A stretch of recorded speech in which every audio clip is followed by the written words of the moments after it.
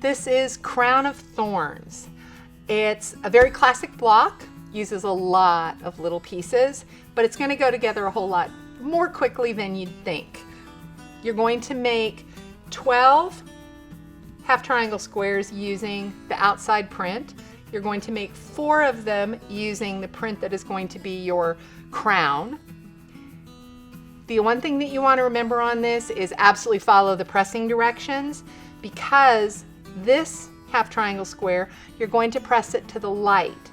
What it's going to let you do is then when this rail fence unit is pressed to the green print, to the dark, that seam is going to be going in the opposite direction, and it's just going to nestle a lot better.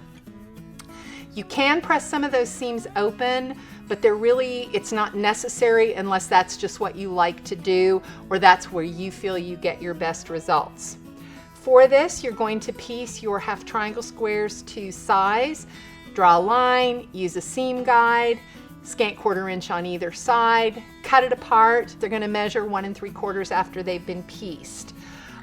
If you want, you can strip piece this and cut it, but they go so quickly, it's almost easier to just go ahead and cut your rectangles.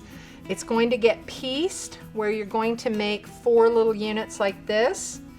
You're going to make 4 rail fence units, and it's going to get laid out. I'll get this turned correctly. There we go.